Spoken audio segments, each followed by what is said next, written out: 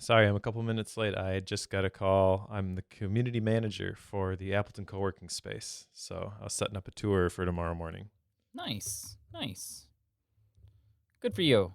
I'm not. I'm not a co-working space guy, so they don't. Well, They in don't. my They don't work for me. experience, there are a couple different types of co-working spaces. There are the kind which are very sterile and don't have very many people in them, which we have one of those as well. Okay. Then there is the kind that is kind of focused on the community, and that's the Appleton co-working one that I'm involved with.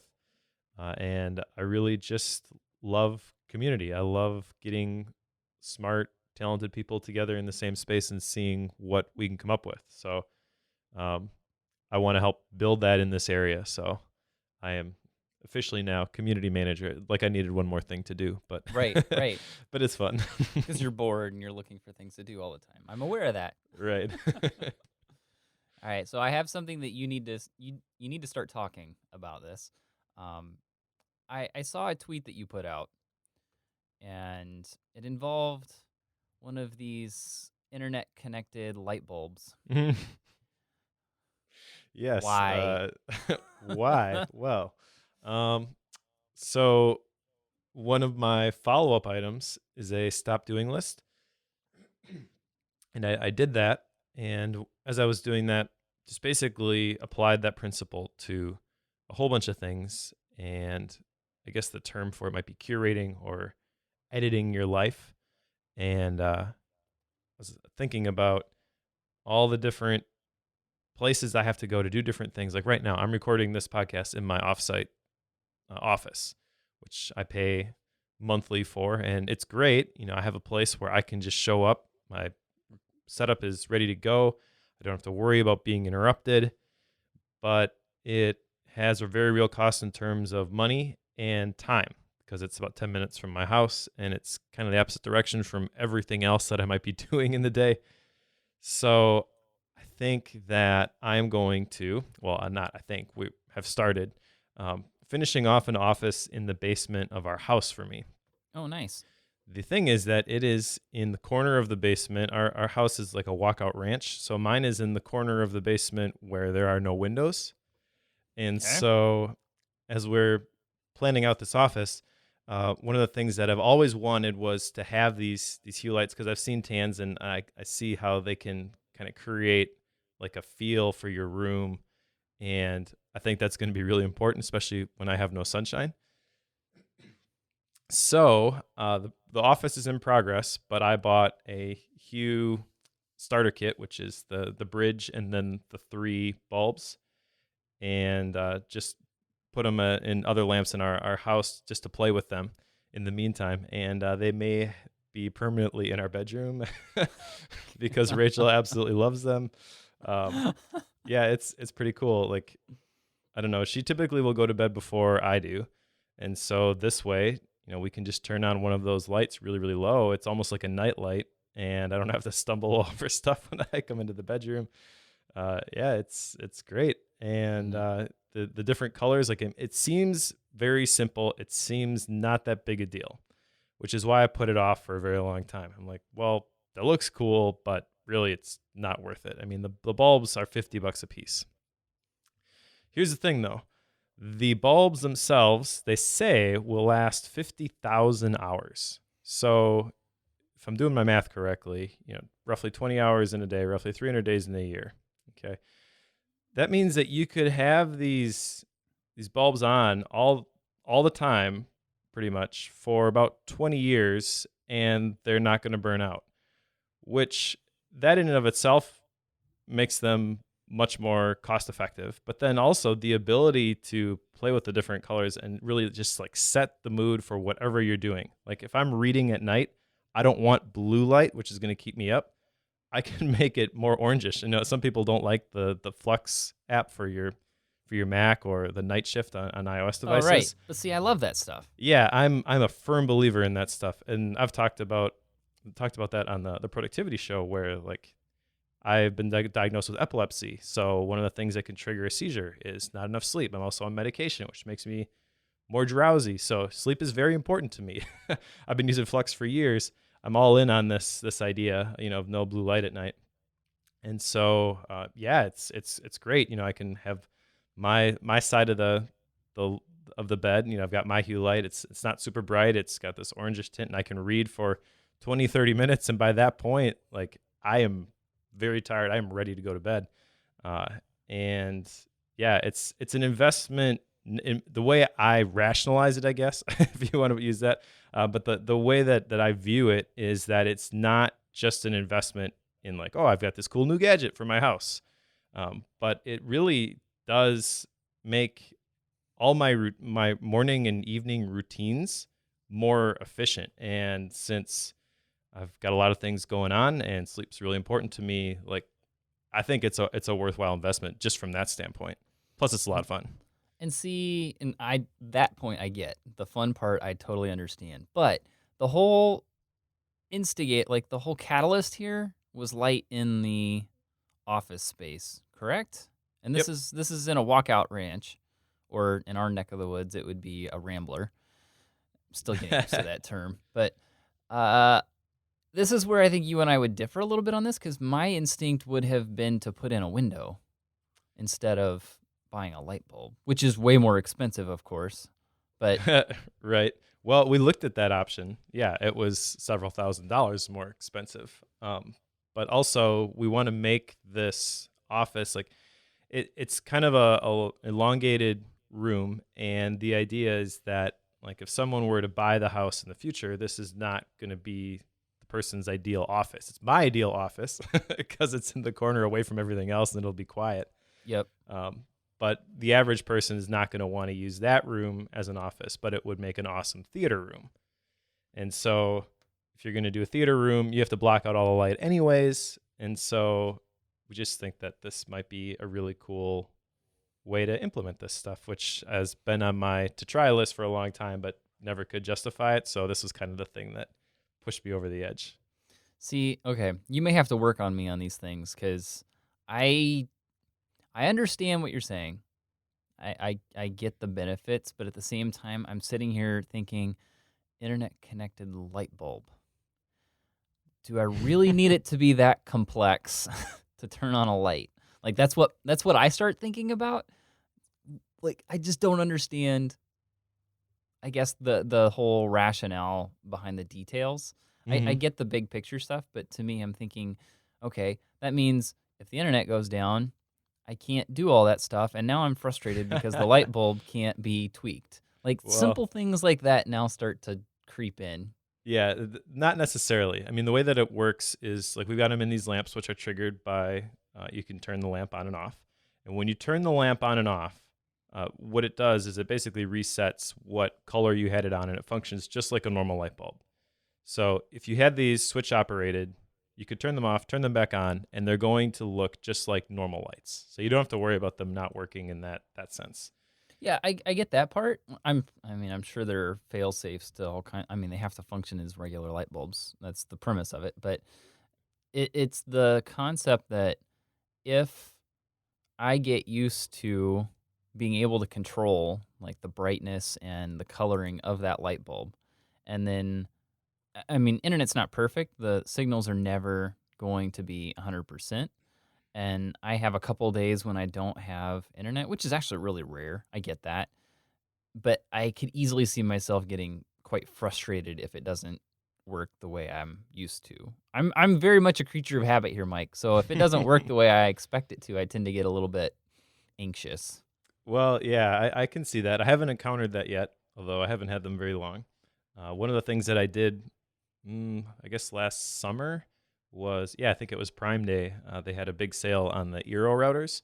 So I have Eeros throughout my house, and that has been a significant improvement in our Wi Fi.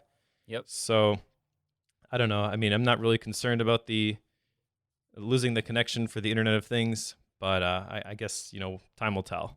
Yeah. I haven't bought into the Internet of Things concept really at all, which is a bit counterintuitive if you look at all the stuff I do. It's like I'm very heavy on tech, but I've never touched this. Like, I don't have an Echo. I don't have any of these internet connected really anything, nothing. Hmm. So I've not bit into that at all. So that might be the bigger piece that you're trying to get me to overcome here. Yeah, I think that is the bigger piece there. And Tan described it as lifestyle productivity. So the Echo is kind of the gateway drug to that. Asian Efficiency actually bought me an Echo, so Nice. yeah, it's pretty fun. And my kids, like they know how to use this thing. In fact, my 9-year-old uses it much more frequently than I do. I don't tend to think that way. Like I'll still go to my phone to find like a sports score or something in the ESPN app, Yep. whereas he'll just be like, I don't want to say the trigger term, but hey, lady in the canister, what was the score of the Bucks game last night? And it'll tell him. So I think that there's uh, these devices, whether whether you like it or not, are changing the way that we live, and the younger generation seems to adapt to them much more quickly. I want to know what all the fuss is about, and with the Philips Hue lights, I can see some home automation benefits to this as well, although I'm not 100% sure how many use these yet. So these are, for example, HomeKit enabled. So theoretically, I could from my phone, or hey, person on the phone, Hoy telephone, turn on the lights in the office or set the scene for this, whatever. Like you can set all of that stuff, and then you can trigger all of that using home automation. And I don't think we're really to the point yet where home automation is really clicking. So it's kind of a wild, wild west thing where you've got these things integrating with this and these things integrating with that and these things not talking to each other. But I think that there is definitely going to be something here in the future. In fact, I knew a guy who even just a couple of years ago had a business doing home automation before the Echo and before Siri, and people would pay him tens of thousands of dollars to do this exact same thing, and he'd go and he'd install like a little network server inside the house that they could control with a remote, and now for a couple $100 you can get the light bulbs, and your smart device is going to act as the hub and allow you to control all that stuff. I think that is kind of a game changer, but still needs to kind of play out. I think you and I are coming at this very on opposite ends of the spectrum. So I do a lot of computer stuff, and we need to get past this and go on to follow up because we're going to have a long one here. But I tend to fall on the side of trying to do more things in the analog sense because we've read a lot about how internet in itself can affect us. And most of these books that we've read indicate negative effects from spending too much time with connected devices. And I tend to, from that, I tend to want to separate a little bit. I spend my whole day working on computers. I like to get away from it when I'm done. To me, Fair enough. that it works better for me to just say, okay, I'm going to have my 10 hours of computer work in a day, or sometimes it's longer than that.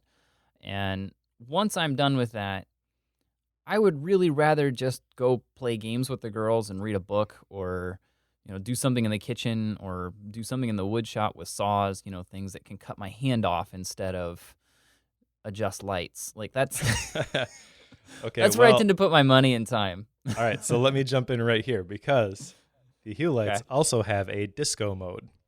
Oh, of So course they do. Of course they so my do. boys love the disco mode. All you have to do is like play some music, and then the I think maybe the speaker is actually on your phone, Hmm. but there's like no latency between your phone and the lights themselves. So the microphone will pick up the beats to the music, and it will actually flash the lights accordingly, and Nice. it's pretty awesome.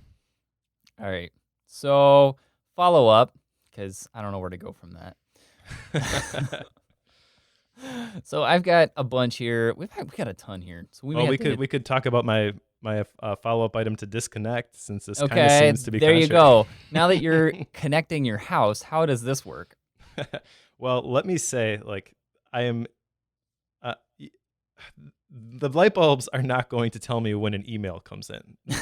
Well, that's good. They're not going to tell me when somebody likes a Facebook Flash post, 3 and times whenever they're it not comes going through. to interrupt what I am doing at any given moment. So I think that's kind of the distinction that I'm making there. But yeah, I mean, this is from somebody who has completely removed email from their phone. So I see these as two very different things, but the follow-up item here to disconnect, um, have to admit I haven't really done great at this. I had every intention to do it and then got a little behind on a project and basically had to work through the weekend.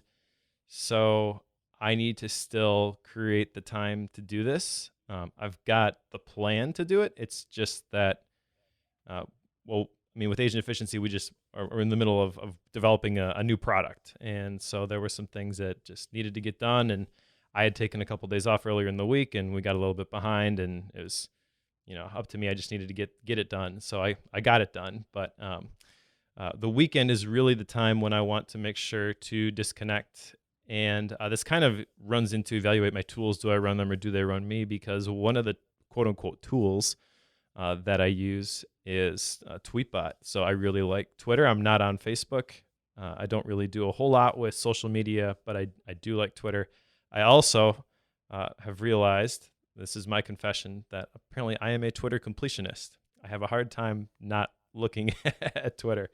But one of the things that I've So hold decided. on, Twitter completionist. Explain that for me. That's not So a term I've heard before. yeah, so if you go into Tweetbot specifically, you open up the app and it'll tell you how many unread posts there are, and I think that's an option you can turn on or off since you last were in Twitter. So basically, it puts a marker at like the last tweet that you read on your timeline, and then it counts them all up ahead, like above that.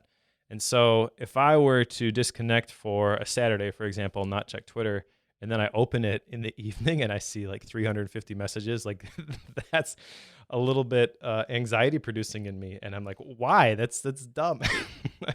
So you feel So like you have, so by the completionist, that means you're trying to read every single tweet.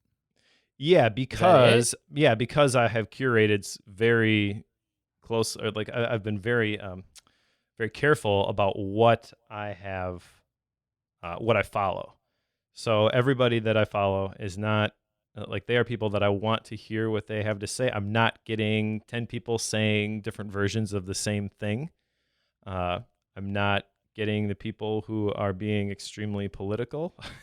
Like I use mute filters and I block out all the stuff I don't want to see, which is, in my opinion, the great thing about Twitter over something like Facebook. Is you can really control what you see on your timeline, but as a result, like I want to get through all that stuff, and so, yeah, I need to. Again, I failed at this. I need to create that time, and my plan is to Saturdays specifically to just completely disconnect. So no email, no social media, no work, and if I'm going to do something, I guess project related, it's going to be read a book for for this podcast. But that's the ideal, and I have not gotten there yet. Okay. Now, something I do is with the disconnect thing, is I throw my phone on Do Not Disturb every Saturday. Because I work at the church, Sunday is a work day for me. So I tend to use my day off as Saturday, and I put my phone permanently in Do Not Disturb, which means for me that indicates that nothing will go off on that phone unless it's a phone call from somebody on my VIP list, which is a pretty short list. And that's literally the only thing that phone gets used for on a Saturday. That's it. Yeah, I think part of the problem here is that Tan and I have gotten into Carcassonne. So we've been playing the iOS version of Carcassonne quite a bit. And as soon as I get the notification that it's my turn, that opens the floodgates. See, this is how out of the loop I am. I've never even heard of this. Oh my gosh, you have to try Carcassonne. No, Carcassonne I is don't. the most I don't have to amazing try board this. game in the world. Yes, you do. Carcassonne is amazing. You don't have to do the iOS version, but you have to play Carcassonne. Next time we get together, whether it is at Macstock in the summer or if I'm in Minneapolis again, I am bringing Carcassonne. We are playing Carcassonne. All right. Trust me, Okay. it's life-changing. Okay. What else you got on your list here? I mentioned the stop doing list. So let me just run down the items here that I put on here. I think initially when I said I was going to create a stop doing list, it was going to be to say no to a bunch of things just because I thought that, well, if I say no to things, then things will be better. As I evaluated all the things I'm committed to, I don't feel good about saying no to any of them. So that kind of led me down a bunny trail. It's like, well, if you're not going to delete any of your current responsibilities, then how are you going to stop doing the things that you're not supposed to be doing? Like, how are you going to get more focused on the things that are really providing a return? And so I identified some things that I do spend a bit of time with, and I don't have plans necessarily for fixing all of these, but I'll just run through them. So number one is email. Even though this isn't a huge problem, I still have to deal with email every single day. And I was thinking, it'd be really great if I just didn't have to check this. So I don't know if that means I need to figure out and document my system and then try the VA thing again, or what. But yeah, email is definitely a thorn in my side. So is calendar management. Uh, it would be great to say, you want to schedule a meeting with me, then, talk to my assistant. And I know that there are digital services that do this sort of thing. I've got enough different calendars though, that those don't work, at least not without paying through the nose to integrate them all together. Like Calendly and Doodle have some free services and they're great for scheduling meetings with people, but it would be great to say, you want to schedule coffee with me, you want to have a meeting for something at church or whatever, like something that's outside the normal everyday routine, then don't talk to me because I don't have time to look at everything and make sure that all the plates keep spinning. But just talk to this person and they'll get it on there. And then all I've got to do is look at my calendar and show up when I'm supposed to be there. But again, that's going to take some work. Another thing that I identified as a potential thing to stop doing, this kind of hurts me to say this, but I spend quite a bit of time making coffee. What? No, this doesn't. Yeah, so I really like coffee. I think that making coffee at home, there's a lot of benefits to that. Number one, it's much less expensive.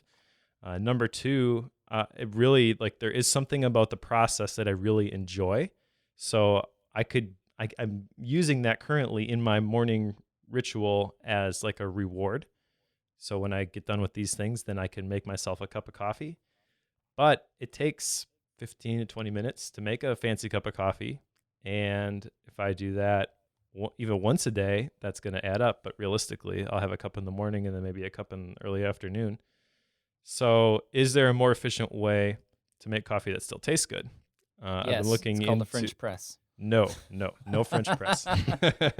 French press is all right. I just do not like the silt, the grounds that get in the coffee itself. You're doing it wrong. Well, you'll have to show me how to do it then, because every time I've tried to do a French press, there's been some amount. There always is. Yeah. There's always a little bit in there. Yeah, and I just, for whatever reason, can't stand that. So it tastes good, but yeah. I know a lot of people swear by the French press. But regardless, what I'm thinking is there a way to automate the whole coffee process? I know that there are some machines that you can program. I am trying to find an automated pour-over machine that can handle the grinding of the beans as well. If I could find that, that would be amazing. But even if I have to grind the beans, that's not really that big a deal. So I think an automated coffee maker is probably in my future somewhere. I had a little bit of a freak out in my mind because I thought you were getting ready to say something about a drip machine. I was like, oh, Mike. Nope, I can't do that. You're onto my press and you're going to do a drip machine? Anyway, Nope. that's just what I Nope. thought for a second. I will no. not do drip. I would probably give up coffee before Fair doing enough. drip. I'd find something else. In fact, people, I talk a lot about coffee and how much I like it. It's kind of, I don't know, my vice, if you want to put it that way. But every January we do this fast, and for 21 days I do no coffee, just to kind of show my body that I'm still in charge. So I use that to say I don't believe I'm addicted, but I'm addicted, but I won't fast from it. I know I'm addicted, and I'm going to stick with it. I will continue feeding it. feed the monster. Feed the monster. The other thing, two other things I had on this list: meeting prep.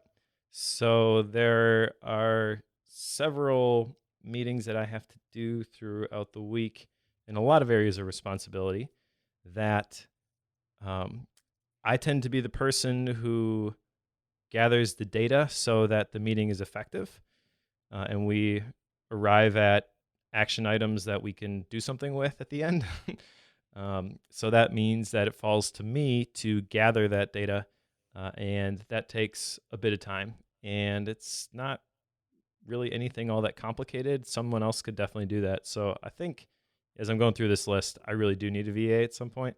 The other one, I'm not sure how to delegate this one. I know if you're in a big city, you can use something like TaskRabbit, but errands and shopping, I hate running errands. I hate going shopping. In fact, I just got new glasses because I needed some. My old ones were super glued at least a dozen times. And my wife told me, I'm not super gluing these anymore. You have to buy new ones. So I did some research. And I'm like, how can I buy glasses without leaving the house? So I Nice. got Warby Parker glasses, which are awesome. And I went to Costco because you can get an eye exam. So I got the eye exam for like 30, $40. And then with the Warby Parker app, you take a picture of your prescription, uploads it, and then you pick out the ones that you want to try on. They send them to you for free. And then you send them back and you can order whichever ones you want. And I bought some new glasses. I think they were $95, which is like a third of the cost that they would have been if I had gone to a vision place nearby and bought some. So, yeah, I need to figure out specifically how to eliminate all of the errands and shopping that I have to do from my life. Like one of the things I have to do occasionally, I guess people who send me checks because they don't like to pay online for whatever reason. And I know like some banks, you can just take the picture, deposit the check. I really can't do that, so I have to go deposit them, and that drives me crazy too. In fact, I usually like don't deposit them for weeks or sometimes even months at a time, and they pile up just so I can do them all at one time. But yeah, little things like that where I don't have to physically go somewhere, I want to get rid of as well. Our bank lets us take pictures. I like that. All right, so I'm going to run through these rapid fire if I can. So the first one on this list is notice my blaming tendencies. I put this back on the list because I'm trying to just notice when I try to put things off of myself and onto other people, and realizing that I do this a lot. So I'm just trying to pay attention to it. Instances where something comes up, and we'll talk about some of this today with our book today, if we ever get there. And whenever something changes or something comes up, I tend to want to say it's somebody else's fault and not mine, and I don't want to do anything about it. So I'm just trying to pay attention to that and just notice how often I do that. I've been trying to make a decision on building a plugin for Discourse. If you follow me at all, you know I'm a huge fan of Discourse, and I help open source develop that. It's a forum software. Anyway, I did make the decision on whether or not to build this plugin, and I am going to move forward with it. And I'm actually quite a ways on it at the moment. Nice. So that should be a good thing. If you're familiar with that, it's essentially a paid group access plugin. So it allows you to set up groups in Discourse and have people pay you to get access to that group, which can then lead to paid categories and private areas of a forum. So it's something that hasn't been done well, and I'm going to step in and do that. So I've got a yes on that one. The second decision I've been trying to make, and this is all based off the book Decisive, decision on a CHMS, or a church management system at our church. I'm in the middle of that one. That one's going to take me a little while. I've got a couple more months that I've planned out to help me make that decision on whether or not we should switch the one we're using to something else. So I'll check in with that one in like probably a month out or so, just to see how that's going. But I'm still working on that one. Don't have a decision there, but I'm at least using the process. Sweet. The last two I have here, I'm going to consolidate. So a commonplace book and memorization. And I've always resisted doing a commonplace book, and there were a lot of reasons for that. And I think it was primarily that I didn't fully understand how a commonplace book was originally designed and what the purpose of it was. Learning that it involves memorization, and me understanding through our last book that there's a lot of value in memorizing along with some other stuff, I've decided to step into doing that. So I ordered, of course, a new commonplace book, because you can't do this digitally. Of course not. So I ordered a commonplace book that I'm going to use for it, and I'm in the process of collecting quotes, mostly from books and some other things, and then I've begun the process of memorizing those. So that's a go. That's a good one. I'm moving forward on that one. I like that one. The quotes specifically, I've been using an app called Quotebook, which I've mentioned on this podcast before, but unfortunately, it's not being developed anymore, and there really isn't a good alternative for something like that. So I'm still putting things in Quotebook, but I am counting down the days until it doesn't work anymore, and it makes me very nervous. I really don't think they're ever going to stop making notebooks, so I don't really have to worry about them not developing notebooks anymore. True, but I don't want to write all my quotes in a notebook. But see, that's part of it. That's part of the thing. Like, that's what helps you understand it more. Okay. True. See, All right, this is I'll give it a Joe the shot. Luddite here. Okay, let's get past all this. What's our book for today? The book for today is Who Moved My Cheese by Spencer Johnson. It is a very short book. That was kind of intentional because I saw you had the personal MBA coming up. That's a short book. Yeah, it's only like 460 pages. Yeah, no big deal. Although I did find a book longer than that, by the way. I recently got Tools good. of Titans, the Tim Ferriss book. That one is actually over 600 pages. Good night. Yeah, but Who Moved My Cheese is 94 pages, and many of the pages are one line with a big piece of cheese on them. Yep. So you could probably get through this whole book in 45 minutes to an hour, I would say. I sat down and did it in about 50 minutes. Yeah. Did it in one setting. Yeah, the layout of the book is kind of interesting. It's basically broken down into 3 different parts. So at the beginning, it talks about kind of what is going to happen, and then there's a gathering. There's a story about like a high school reunion or something, and then that leads into somebody in the high school reunion telling this story, and then the group has a discussion about it afterwards. Which I don't know. I mean, I get why he did that. I wasn't a huge fan of that approach. I thought it was cheesy. Yeah, but you'll be here till Thursday. Yep. Yeah, like basically the effect of that, in my opinion, is that he is not the one now saying this. It's the character that he created that is saying this, which takes a little bit of the edge off of it, or at least that's what I think the desired effect is. Because I mentioned that one of the reasons I picked this is that I've heard a lot of things about it, and I went on the Amazon reviews, and they were very polarizing. There were a lot of people who were like, I gave this to my employees, it completely changed everything. And then there were a lot of people who were like, yeah, my boss gave me this book and it's complete garbage. I can see why CEOs love it though. And I do get a little bit of that. I get a little bit of both of those. As I was reading this, I kind of viewed it through those 2 different lenses simultaneously. There's a lot of stuff in here where it talks about like change is going to happen. You got to roll with it, whatever. I kind of think though that at least I can envision scenarios where CEOs and management will use that as justification to not communicate effectively to the people that they're working with. Mm. And like we've talked about before, I really do believe that the responsibility of the vision that you have, like the responsibility for communicating the vision is on the person who has the vision. So you can't just say from a CEO level, management level, well, this is where we're going and you guys got to get on board because you got to roll with the changes. Like, that doesn't work. You can try that, but it's not effective. You need to be able to articulate your vision in a way that people understand it. I mean, even in a family dynamic, my wife and I, like, we're leaders of our family. We have to communicate the vision for our family in a way that our kids can understand it. We can't say, well, I told you that we're going to do these things and it's going to improve this, by 30%. Like, my 9-year-old, 7-year-old don't care. That doesn't mean anything to them. So yeah, I think that it's dangerous to just give this book to people and say, "Well, here, this is the framework for change that will help everything go a lot smoother." So I didn't really like that approach.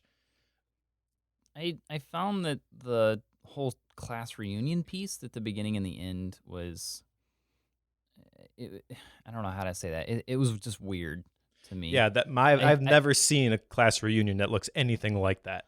Right. I'm sitting here thinking about my high school class and trying to imagine this conversation happen as I'm reading it and thinking, I would never say this. No way. There's just no way this is real. It's so fake that it's just it was almost hard to read in some sense, but I was trying to figure out what his groundwork was that he was trying to lay. So I thought that was really odd.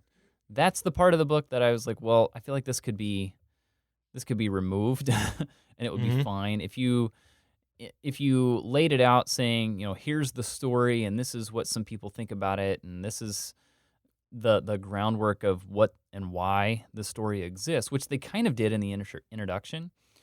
To me, I felt like the introduction would have been fine if you'd skipped the precursor that was developed within this class reunion setting.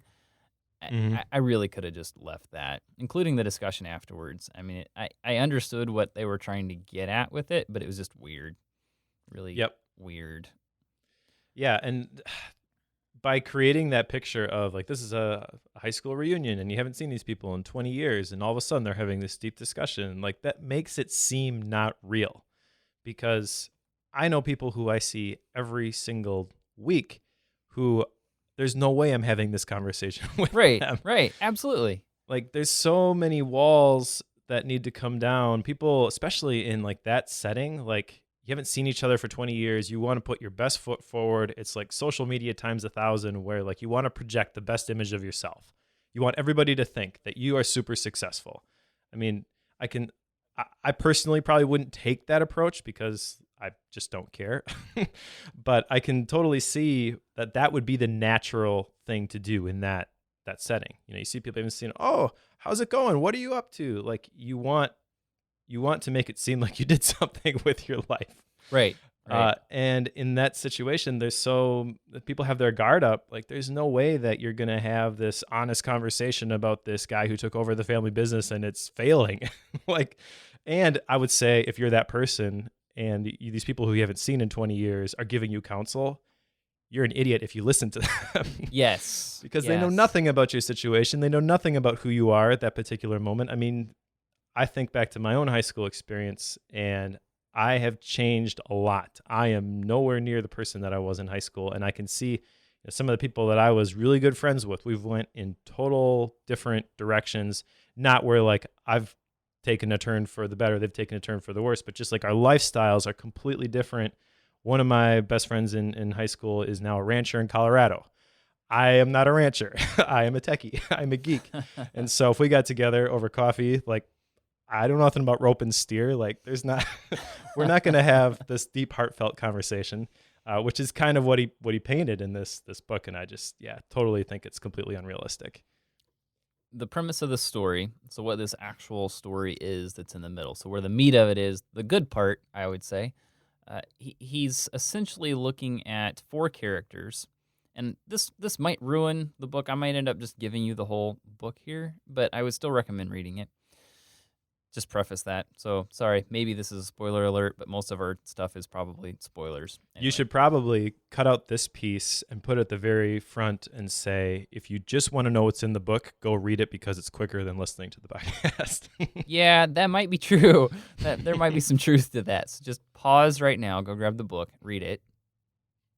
All right, welcome back. So with the four characters are placed inside, think of a mouse maze. So you've created a maze and you put cheese in different areas in the maze and the mice go and find it. The catch here is that two of these characters are mice and two of them are what he calls little people, which are the same size as mice, but they're humans. That's a little bit hard to get your head around sometimes, but think of them as little humans, little people. The mice, their names Sniff and Scurry. The two little people, Him and Haw, which I kind of wish he used different names for Him and Haw. I understand why he did Right. that, but I kept getting them confused. Maybe that's just me, but I kept getting them backwards until about halfway through it, and then we spent enough time with him that I realized that Haw was not me. That's pretty much what I decided there. Right. At the beginning of the book, even before I guess the story, the pre-story story, he has a page, at least in my version, where he's got the four different characters and he talks about the differences. So Sniff is one who sniffs out change early. Scurry is one who scurries into action. Hem is the one who denies and resists change as he fears it will lead to something worse. And Haw learns to adapt in time when he sees something can lead to something better. Yeah, and I think that's a good summarization of the four of them. Effectively, what the story is, the four of them, Sniff and Scurry tend to do things together. The two mice, the two little people tend to do things together as well. And between the two of them, they hunt for cheese in this maze. And him and Ha eventually find, well, the four of them eventually find a large portion of cheese in a specific part of the maze. And it continues to show up day after day, and they become reliant on it. And they get used to it being there. And then one day, the cheese is gone. It just doesn't come. And the rest of the book is spent exploring the reactions of these four characters to this cheese just all of a sudden disappearing. And there's some nuances with it of you probably could have seen this change coming if you'd just paid attention, because the amount of cheese given every day was slowly decreasing and the quality was going down. Like, there's some of those things that come out in it. But the general premise there is that that cheese disappeared. Sniff and Scurry immediately jumped into action and sniffed out some different scenarios and scurried off to go hunt down some more cheese. And they found a much larger bank of cheese than they ever had. So they adjusted very quickly. Him took quite a while. He eventually left. Him and Haw didn't even leave the initial station for many days. I think it may have been in weeks. I don't remember. But him eventually worked his way out to go look for another station of cheese. And Haw in the story never left. He never, at least that's my interpretation. I guess you could interpret it differently. To me, he never left that original station and just continued going back even though there was nothing there. So the whole story is explaining how different people and different personalities react whenever some big change happens. And it's all told through this story of a maze with mice and little people. Right. Only thing I'll add there is that Hem and Ha are actually, I think you flipped them. So Hem is the one Did who I? just, yeah. Hem is the one who just stays See, I there told and you I he's got like, confused. well, it's easy to do. And Ha is the one who eventually busts out on his own. Now, what's interesting about this, and this could be just the way that my brain works. So I know this is not the point that he was trying to make in the story, but as I was reading this, you mentioned like the mice tend to stay together, the little people tend to stay together, and he defines some of the characteristics of the little people. He mentions that they had complex brains, and sometimes their brains clouded their judgment. So right away, what I thought was that the mice are very similar, the little people are very similar. And the way that he framed it in this particular story, the fact that the little people are more complex, more sophisticated, whatever, that actually hurts them. I think in real life, there's probably a balance. There's pros and cons to each of these.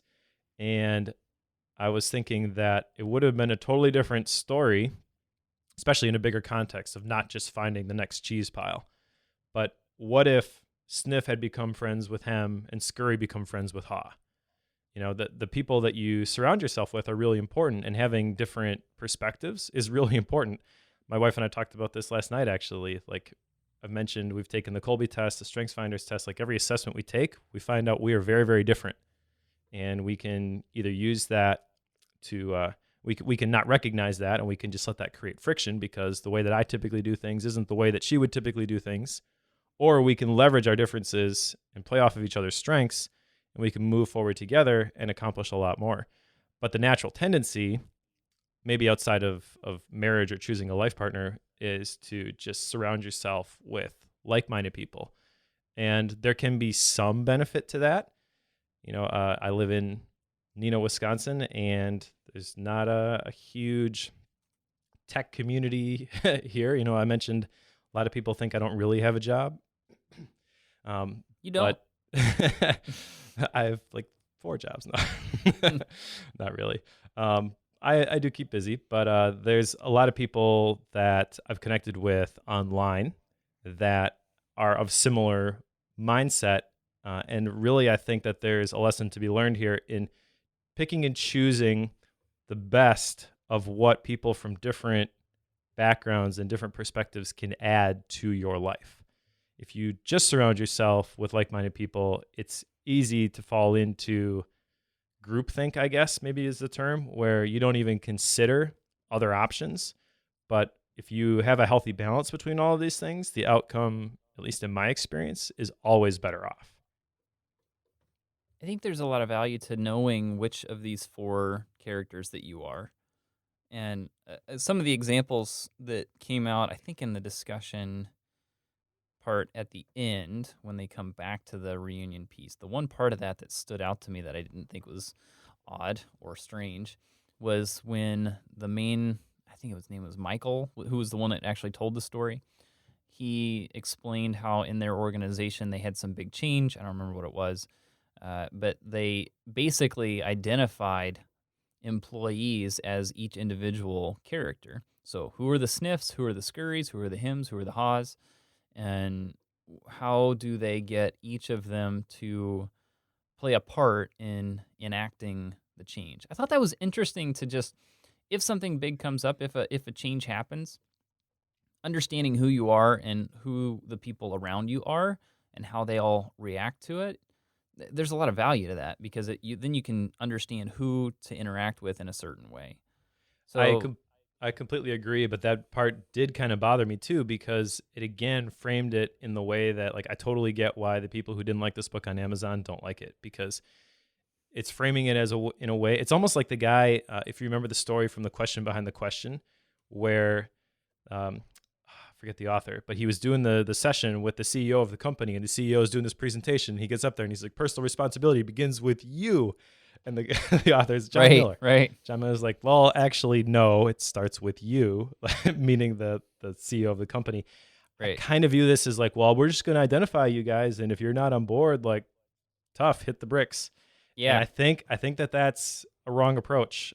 In the Productivity Project by Chris Bailey talked about how people are the reason for productivity. You can tweak your organization and you can try to get the right people on the bus. And some people, they're just not the right people and they shouldn't be in the organization. But I don't think it's fair to just classify people as like, well, you're a sniff, you're a scurry, and sorry, there's no room for you here. Because I think that that is the danger of doing that. I get it. But all that said, which character are you, Mike? Well, I definitely the description that I used earlier. Trying to find it again now, where the little people have complex brains that sometimes cloud their judgment. That definitely is me. I tend to overthink things.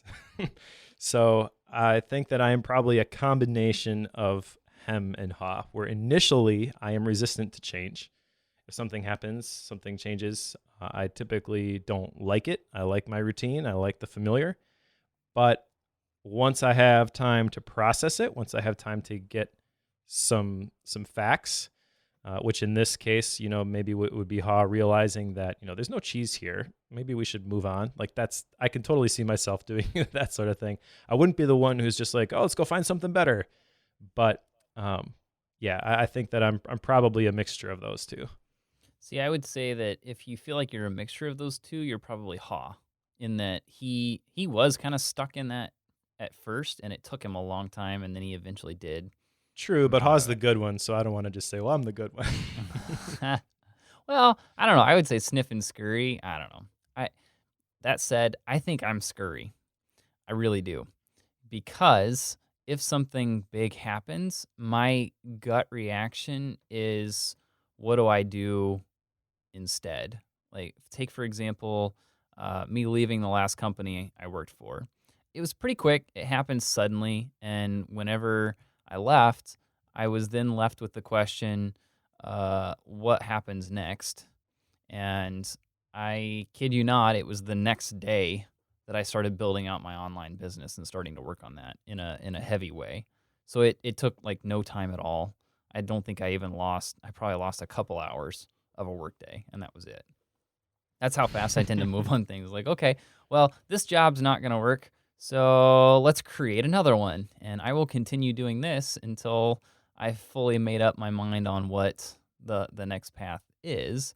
And it just, because I kept going at it, it turned into a full business in and of itself.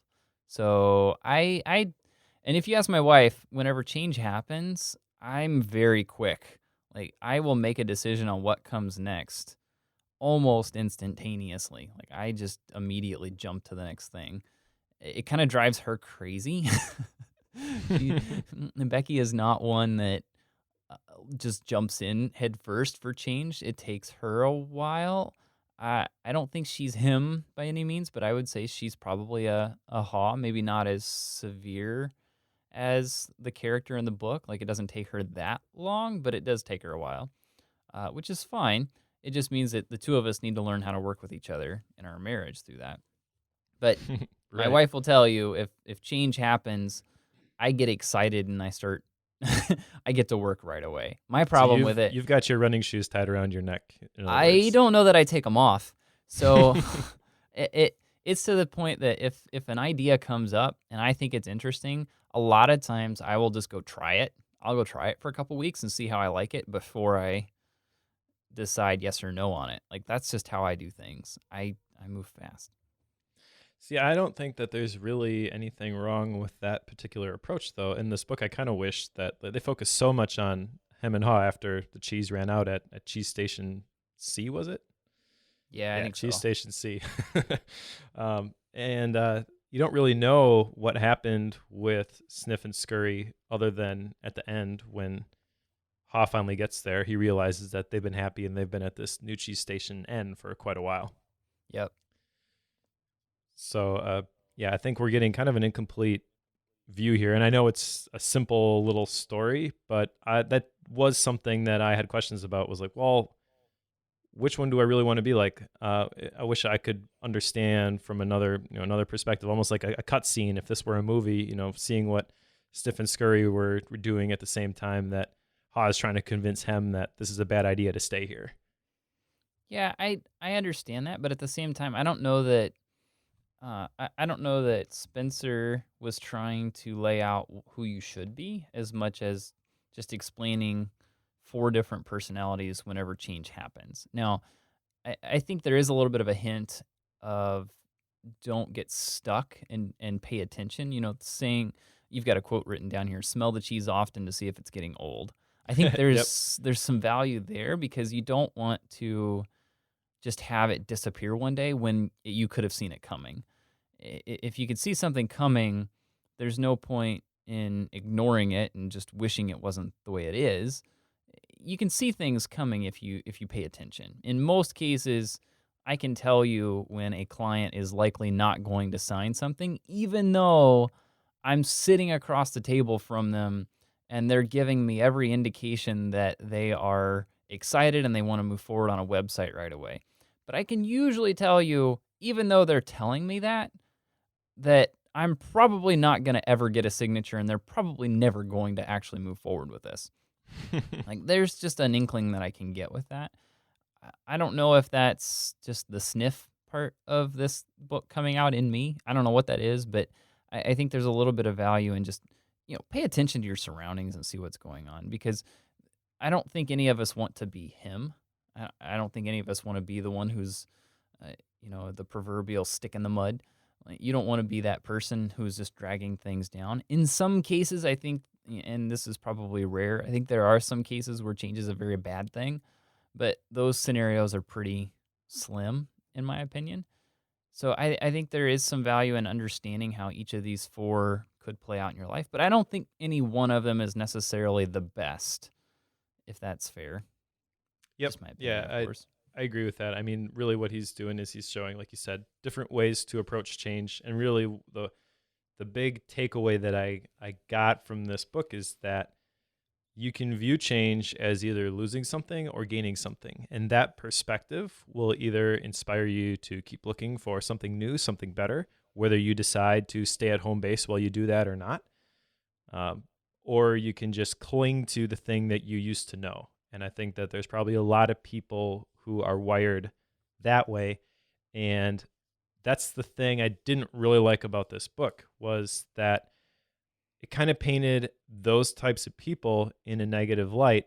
Hem, for example, gets frustrated. He's yelling that no one warned them, and he's just getting like negative and bitter. And maybe that's because in an organizational setting, the leader isn't communicating well enough where the organization's going. I view this book almost as a justification for actions, uh, in terms of manipulating and trimming a workforce than really making positive changes in an individual's life. Although there are definitely a lot of personal takeaways from this, there were enough little things that he put in there. I'm like, oh, you really didn't need to put in that detail, but I see the point you're trying to make there. I see the justification you're trying to add, and that I didn't really like. I could see how you take this as justification for doing things to an organization. I feel like if you turn that on its head a little bit and you used these four characters and how they adjust to change, I think if you took that and applied it to the decision making process on whether or not change should happen, that would be a better way to interpret it instead of using it as an excuse and saying, I need to let everybody go. Here, read this book and you'll understand. Mhm. This will make you feel better about me firing you. Instead of coming at it that way, if you were to take the different forms of change, different ways of interacting and reacting to change, and then use that to say, should we do this?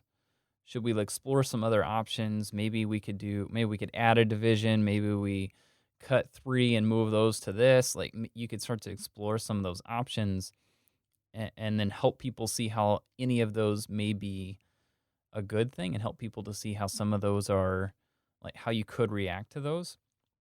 I think that could be a much better way of coming at it instead of using it as the top down, here, now that I've done this to you, deal with it. I Right. don't think that's the right way to use it. I think that is possibly a distortion of what Spencer Johnson is trying to get at. I think all he's trying to say is people react differently when things happen to them, theoretically, quote unquote, happen to them. And there are some things that we can do individually to not be surprised by it, but to react positively to it. I don't think it'd be a good thing to say, here's something I want to do to you. Deal with it. Like that's Yep. using this book from that perspective, I think is the wrong view. I think that it gets used that way often, though. I mean, on the back of my book, Yeah, it I don't says disagree with that at all. #1 international bestseller, an instant classic, hailed by people in leading organizations, including Yeah. AAA, Amway, Anheuser-Busch, Apple, AT&T, Bausch& Lomb, Goodrich, Bristol Myers, Blue Cross. So you know that that's happening, and there's enough stuff in here where it's like, I can see why you're putting that in there, and I know how you're using this, and I don't like that. But if this were like we picked it up and we read it individually for this podcast, I think there's a lot of positive stuff in here. But I think that the majority of the time that people pick up this book, and maybe if you've heard the name "Who Moved My Cheese" and it has a negative connotation to you, it is probably because this was jammed down your throat by a manager.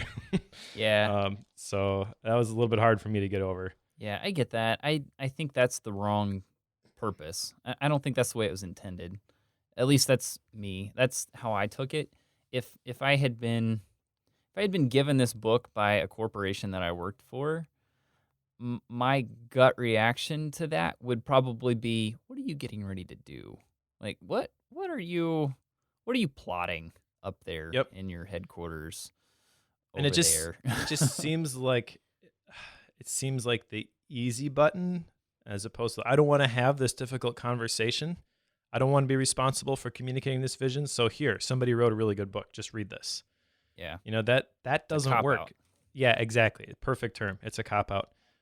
Because I know from personal experience, there've been people who are like, "Oh, this podcast episode or this book, like, if you read this, this will be life changing." But you can't project how other people are going to benefit from this type of stuff, even though you might see these things. You can't say, "Well, here, read this and this will fix your problems." Like, that's Yeah. not going to work. Only thing you can do is fix yourself, like we talked about a couple episodes ago. I could see, because I'm sitting here trying to figure out what would the right way of portraying this and sharing this with, say I'm the leader of an organization and I read this And I get excited about it because it helps me understand when things happen to the organization as a whole. There's not like I need to react positively to that. That's probably how I would take it if I had read it as an owner of a bigger organization. And I would feel that that would be something beneficial to my team. Great, awesome. But it'd be easy for them to interpret it as I'm getting ready to do something to them. Like I could easily see that. So I'm trying to figure out what would the right way of portraying it be. And I'm wondering if, as that leader, I read this and I want my team to read it as well so that they understand. I would want to make sure that I pose it as sometimes we get hit with this from, say, a client. And this is a book that I found helpful to me in reacting to that. I mean, that would frame it as the purpose behind why you're asking someone to read it. True. I still wouldn't recommend this book, though. I mean, the one thing that this book has going for it, if you were going to take that approach, is that the main story is like 50 pages long. Mm, So, I mean, theoretically get people who would never normally read a book to read this. yeah. But if you're going to take that approach, I'd argue something like Decisive would be much more effective. Yeah, that could be. That could be if you're trying to make a decision as opposed to dealing with something that you got hit with. But that Well, could be a decision too of how do you deal with it. yeah, exactly. I mean, if you're going to frame it as there's change that's happening and we need to respond appropriately, if you get everybody else to understand the decision making framework, which they talk a lot about in Decisive, a lot of different examples, we need to change markets, etc. We need to invest in this thing. We don't need to invest in this thing.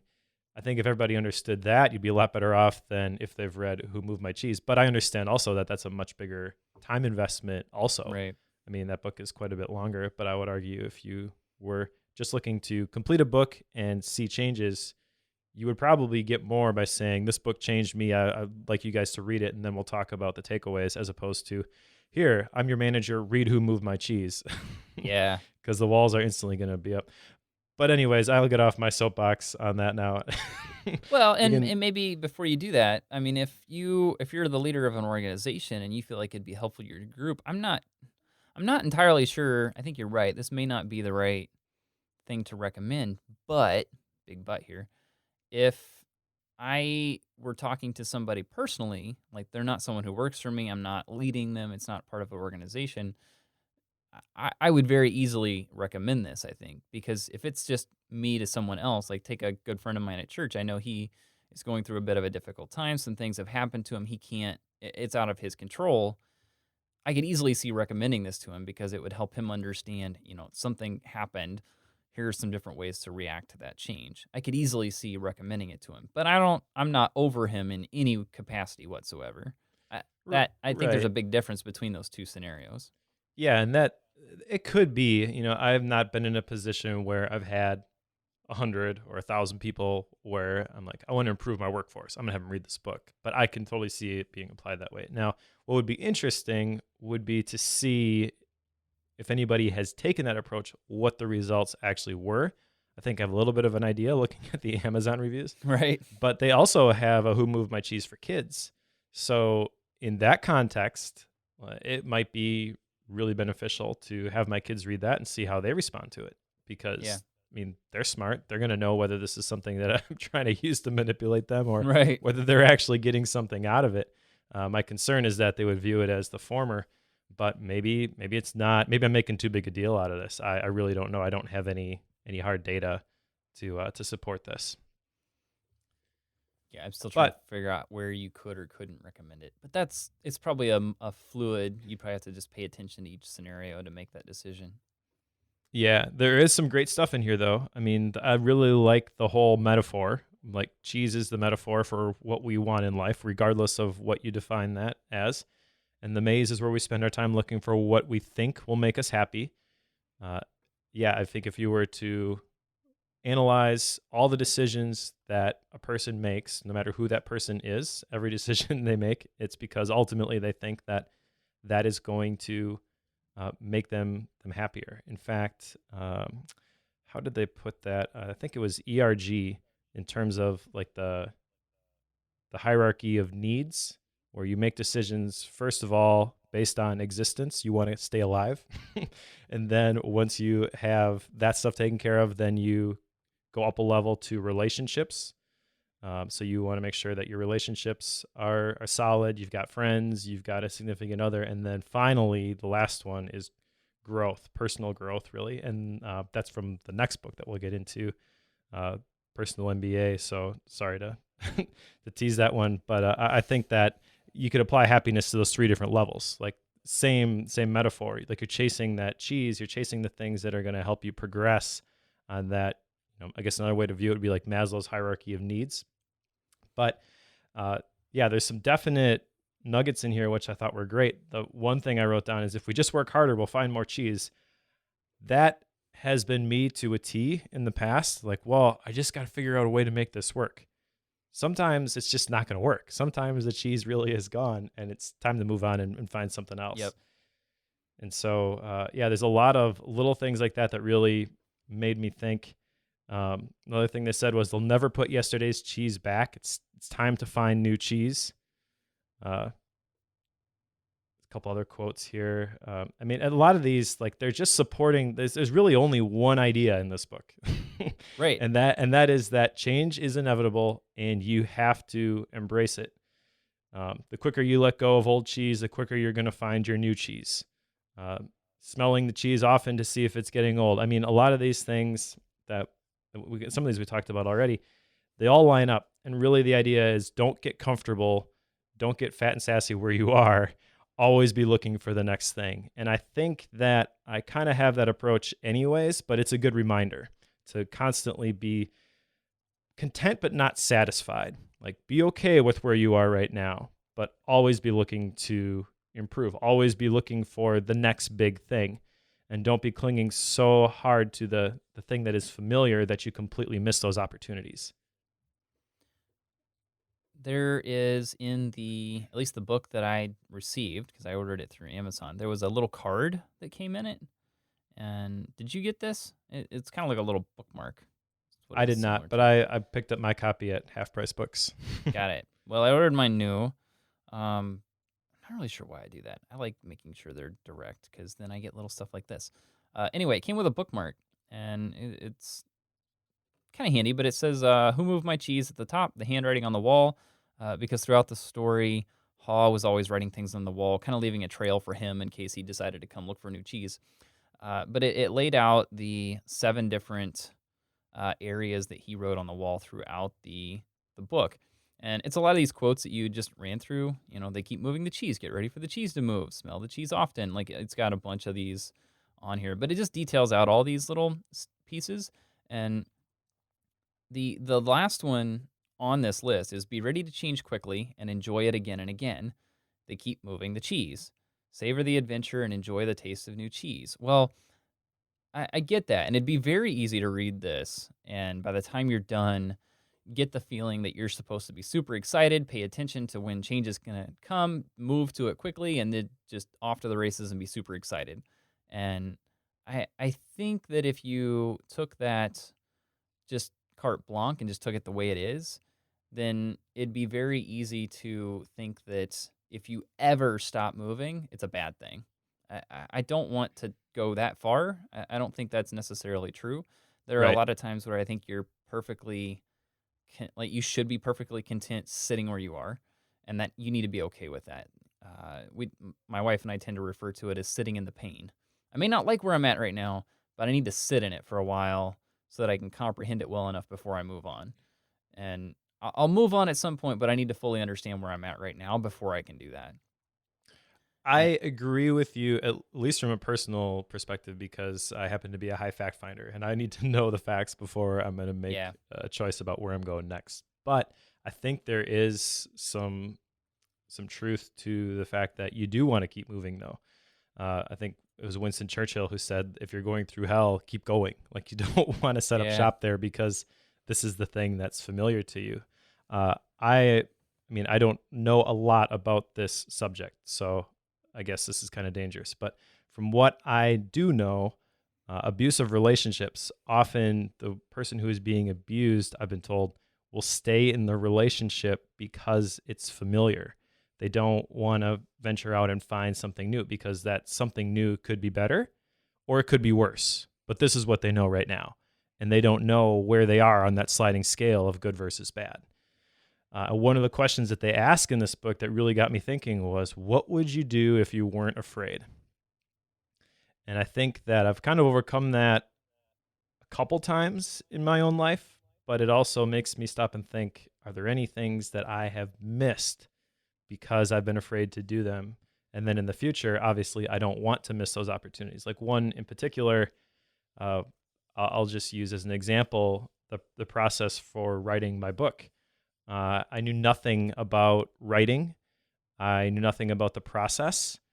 And if I were to sit and think about like who should actually write a book, I was way down at the bottom of the list. I was completely unqualified and uneducated, but that didn't stop me. And I think that for a lot of people, that would stop them. And again, like I'm not painting this picture, or I'm not trying to paint this picture as like I've got this all figured out. I'm sure if someone were to look at my life, they could identify times where, well, you completely missed this opportunity because you were afraid.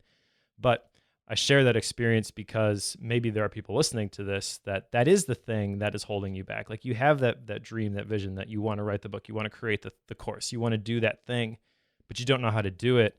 And this applies to you. What would you do if you weren't afraid? I think a lot of people have that answer at the tip of their tongue. They know it, but they are afraid to embark out and find new cheese. And so for those type of people, this book is great. And also for me personally, like I said, this is a great reminder because I want to apply that mindset and that framework to my life, not just for a specific decision, but for all of my decisions. I came away from this book with a way to explain. There's a lot of instances here where I have a way to just explain how things happen when something changes. And just having words for it, I think can be extremely valuable. Just understanding here is the process that we all go through when something happens to us, and just being able to, I've mentioned this book to a couple people now, and they're like, "Oh yeah, I read that." So now it's a joke between us, like, "Oh, where's your cheese at today?" Like you can start to do that. It gives you a way to talk about it, which is kind of fun, and it's something that I always find valuable when a book gives me a way to explain something. Which is partly why I like the commonplace and memorization thing. It gives me a way to memorize things and explain it better. Anyway, diversion. One of the quotes you wrote down here, feeling entitled will make you sick. And this is something I think I see a lot of and is just kind of prevalent in our culture if you stop and marinate on it a little bit. So in this process, he gets into a rut, continuing to go to the same spot every single day where there is nothing. And he gets to a point. Well, maybe let me back up. Whenever they're going and there is cheese there, it slowly becomes a thing, and he explains how they start having people over, and they have these big events, and they show off their pile of cheese, even though they've done nothing to get it. Mm-hmm. They feel entitled to it because it's always there, and they're just so used to it, and they're the only ones that use it, and it's mine. It's mine. Yep. And that's where he is like, I deserve my cheese. Like, why haven't you given me my cheese back? Well, it's not his cheese. It was just in an area that he had access to.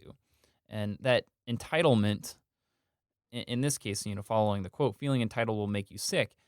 If you follow the rest of the book, him is stuck in a rut and he's angry because they're not giving him what he feels like is his, even though it was never his to begin with. He was simply using it. If you look at our culture today, you can see that running rampant. I mean, it's just everywhere where things have been handed out at one point and people then feel like they deserve it, even though it's not necessarily theirs to begin with. It was just extra. So I'm not going to go too far down that path because it's a slippery slope and it breaks down in some areas, but it's something that I feel like can cause a lot of toxic relationships if you let it. And it's one that I feel like if you were to read this, you could see that, but it's toxic. Yeah. So I mentioned earlier that the only person that you can change is yourself. And that is where my big issue with how this book would typically be delivered to employees at an organization, even if you frame it perfectly, you are giving it at least in my mind, from a manager or a boss to the employees. That sets the scene. And now it's they're trying to change me, and you can't do that. So again, I think a lot of where the entitlement stuff, the big takeaway from that is that you cannot apply this to anybody else. You cannot say, well, you can't feel entitled. You didn't earn that. All you can say is look at yourself and you can say, what did I really do to get this? And me specifically, and I've talked a lot about, I have a very particular mindset that I approach everything through. I'm a Christian, so not to get all woo woo, but my faith is a very important aspect of this. And so I personally have the belief that everything that I have, I am not an owner of. I have been blessed with. I am a steward of, including the love of my wife. Okay, so that's a big thing. I think, not to go into marriage counseling on this podcast, but it totally applies to this stewardship versus ownership and feeling entitled model. Every single time, I'll just pick on myself. Every single time that there is a breakdown in communication or there is an issue, we're having a fight, I can look at myself and I can recognize a time where I have felt entitled and expected my wife to do something, whether that's make a lunch for me in the next day because I've got a really busy day, or fill in the blank. But I mean, if you live with a significant other, you know what your buttons are. You know what the topics are that you fight about. And if you were to deconstruct those, if you were to look at the root causes of them, I would say probably 95% of the time, it's going to stem from this entitlement mindset. So feeling entitled will make you sick, but applying this only through a personal lens, if you just try to maintain what you have and the cheese really is gone, it's moved on, and maybe that's the job that you're at, like the market has dried up.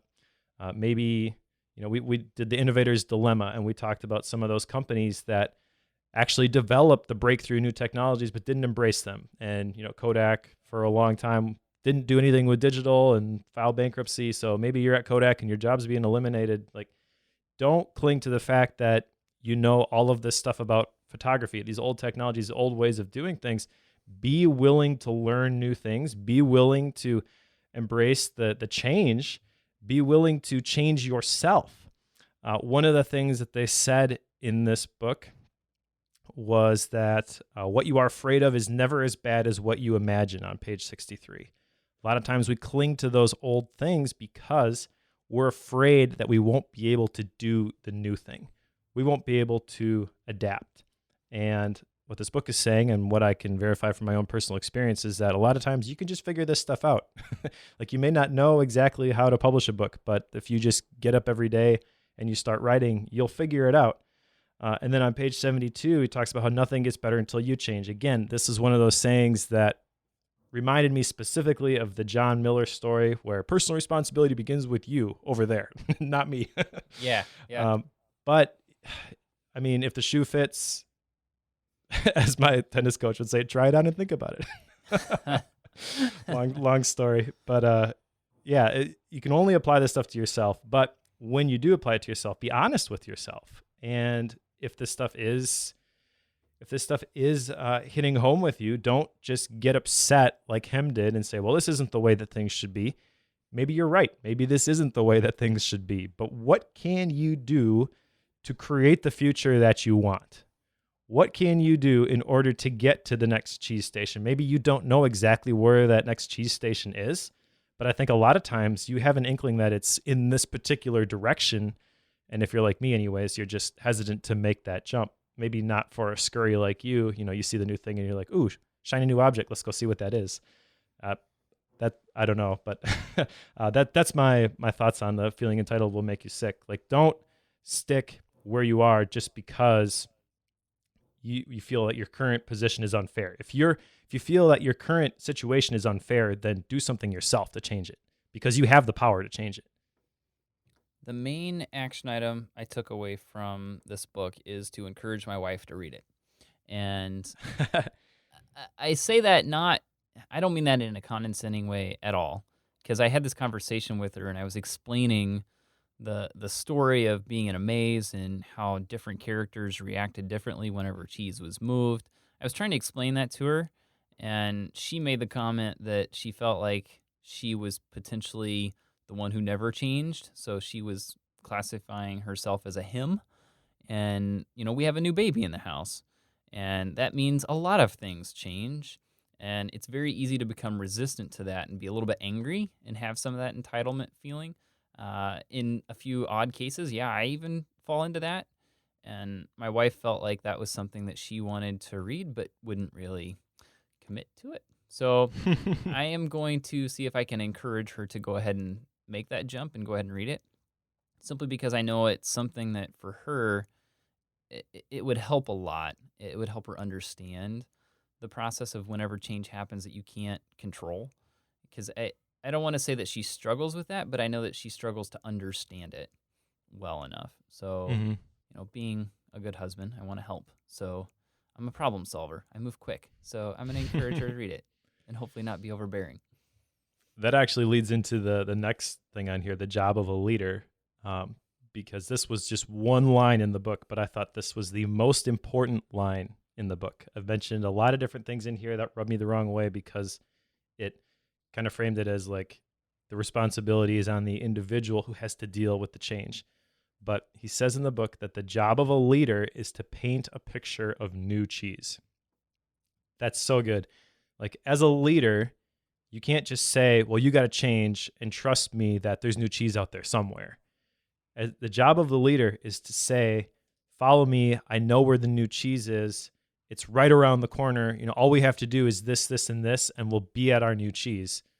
And I think that applies to pretty much any team or organization in life. So your marriage, your job at the church, any sort of job in the workplace that you might have. I think that leadership skills are not just for certain kinds of people. They're not for certain positions. They're not for management level and CEOs. They're skills that everybody needs. And if you consider yourself a leader, then you have to be able to do this. You have to be able to communicate that vision. It's not on, like I mentioned earlier, it's not on the people that you're trying to talk to, that you're trying to communicate to. It's not on them to understand necessarily where the cheese is. You have to explain to them in the language that they understand where the new cheese is. And only when you do that, only then can you move together cohesively as a unit towards that new goal. Sean McCabe of Sean Wes mentioned on his podcast, I believe, that you've communicated the vision when you hear other people saying it back to you out of their own mouth.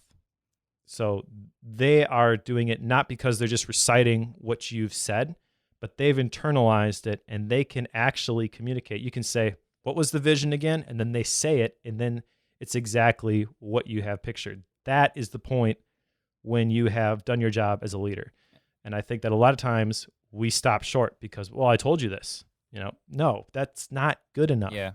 Applying it to myself personally, like I can't just say, well, I posted this on Slack. I sent an email. It's in writing.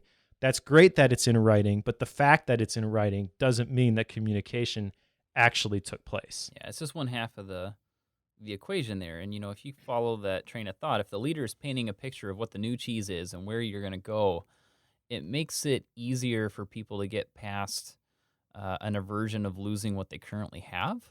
So they're used to cheese in a certain spot, and they are used to a certain flavor and quality of cheese in this area. But whenever the leader steps in and explains in detail what the new cheese is and how to get there, and continues to drive that point home successfully and tactfully, it's a lot easier for people to make the move and go ahead and make the jump into the new and get away from the fear of what they're getting ready to move away from, because it's comfortable. We're used to something where we're at now. It's a lot easier if you can see where you're going and know what's coming up. Now, if you're like me, as long as somebody has some gist of an idea that it might be better, I can jump in head first and take off. Like, that's just all it takes for me. But if you're like Mike and you need some data on it, then the leader has a different.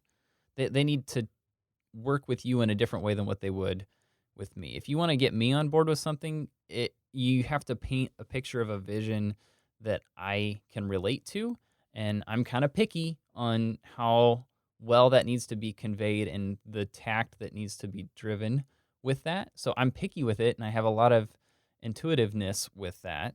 But I would say, just what I know about you, Mike, if you're like Mike, it would take a lot of data, and you would really Yep. have to show it in detail. And here's how it all works. Here's the plan in each step of the way, and here's what it will look like once we get there.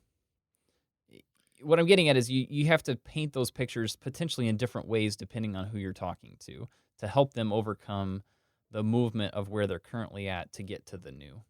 Yeah, being a leader is not easy. And a lot of people say, well, I want to be a leader. But that means that you have to be able to speak all of these different languages Yeah. so that the people that you're leading, quote unquote, can understand where you're going. And I think that being a boss does not necessarily make you a leader.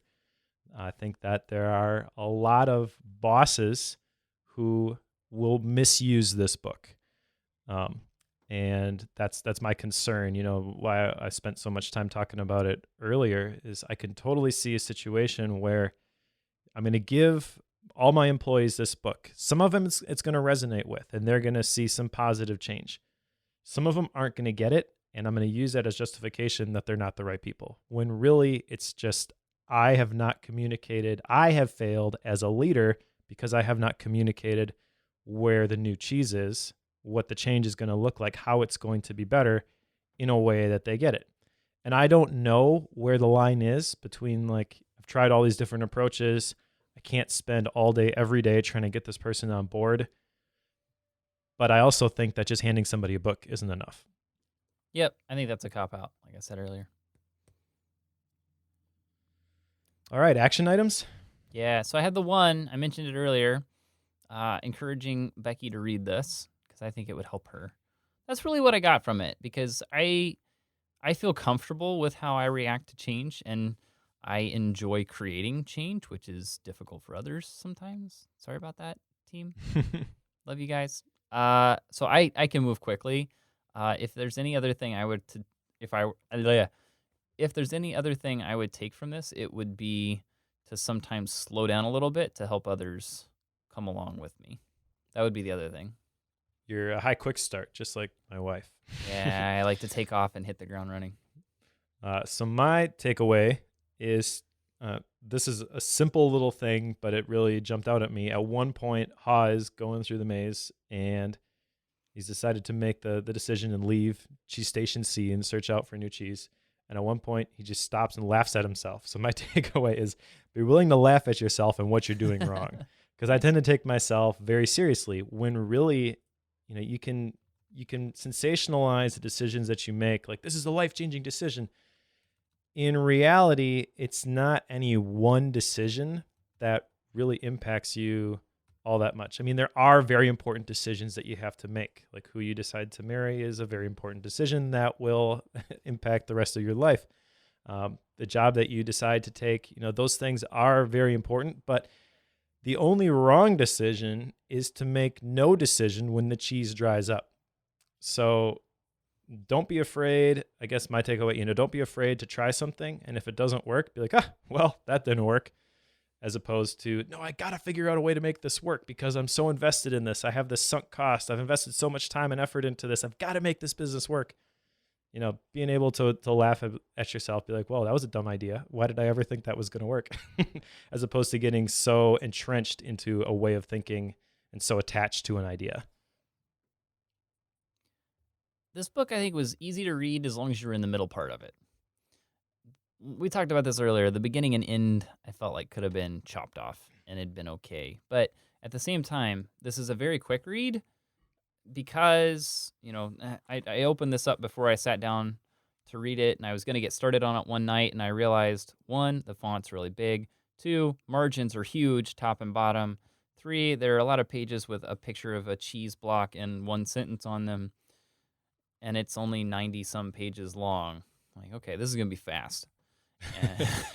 So I skipped it that night and I picked it up the next morning. I think it was like 45, 50 minutes. I was done with it from start to finish. So it's quick, and I like that about it. It's nice to have short books that you can recommend to people. I simply think, like what we've been talking about, this is one that I will recommend, but only in very specific scenarios and likely not in a broad group. So I will recommend this one and I will give it a 4 stars, but I'm not going to say, I'm not recommending to all the bookworm listeners to read this because I want you to change. Right. I'm simply saying that because I feel like it's helpful to anybody in their personal lives in some way. That's why I would recommend it. Yeah, I mentioned kind of throughout the podcast here that I really did not like the author's style necessarily. I like the idea of the story and the narrative, but framing it in the context of a discussion that happened during a high school reunion, I thought was a little Yeah. ridiculous. And then there was lots of language in here, which, like I said, just kind of rubbed me the wrong way. So I don't know. I mean, I definitely think there's some good stuff in here, but I think that there are much better books for the typical bookworm listener that we have already covered. So I am going to give this 3 stars, which maybe is my lowest rating so far. What did we give The Innovator's Dilemma? Was that one down that was one of our lower ones, I think. I think I did 3.5 for that one. There was a lot of good information in that one as well, but this one just, I don't know. I could see the agenda the entire time that I was reading it, and it bothered me. Yeah. Yeah. Yeah. Innovator's Dilemma, you gave it a 3.5. I gave it a 3.0. I think that was one of our lower ones. Anyway, there you go. Coming up next. So the next one up is my choice, The Personal MBA, as Mike mentioned, and that's by Josh Kaufman. Mike mentioned it's a long one, and I'm sorry for that. This is one that I saw Sean Blanc recommended this at one point, and I wrote it down, and I really like Sean. I love his stuff, so I put it on my list, and here we are. I'm going to make you guys read it with me. Nice. So speaking of Sean Blanc, the next book that I have coming up is The 10X Rule by Grant Cardone, which Sean has mentioned on his blog. He's read and he really got a lot out of it. And I think it's safe to announce at this point that we are actually going to have Sean on the podcast to talk about the 10X Rule.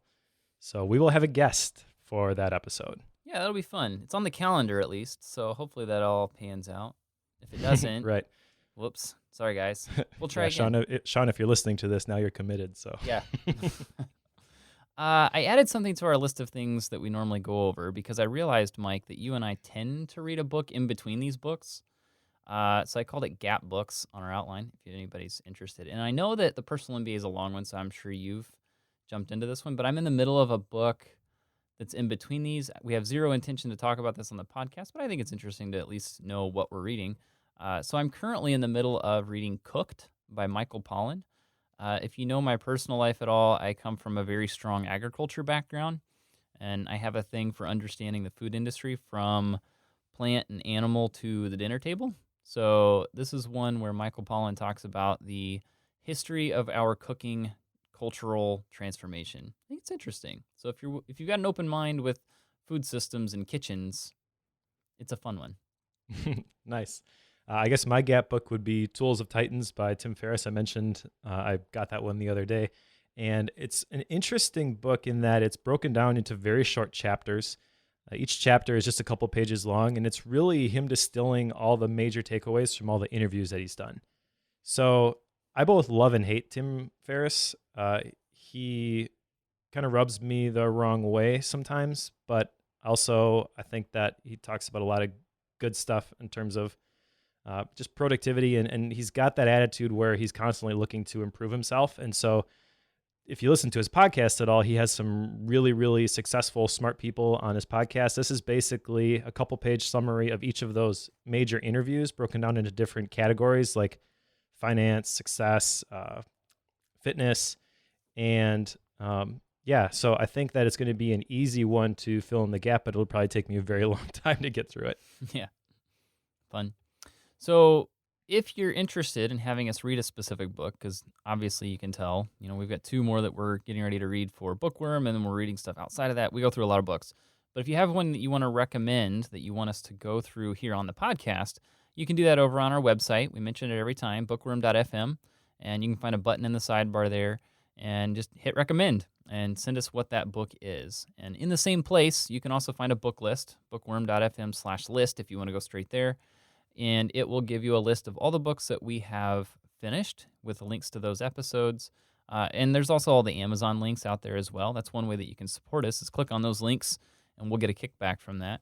So if you want to support us, that's a great way to do it. But you can also see the full list of books there, including all the ones that we have planned to read in the near future and the ones that have been recommended already. You can also skip your Starbucks and go donate to Joe so that he builds us that Apple script. Yes, I'll put it in the show notes. We'd also appreciate it if you have a few minutes to go into iTunes and leave a review for the show if you enjoy it. Even if you don't, let us know what we can improve on. We want to make the show better. So let us know what you like, what you don't like. We take all of that feedback very seriously. Plus, if you leave reviews, it helps other people find out about the show. And coming up next, we have the Personal MBA, as I mentioned. So if you're interested in learning about business and getting a master's of business without going to school, you can join us next time.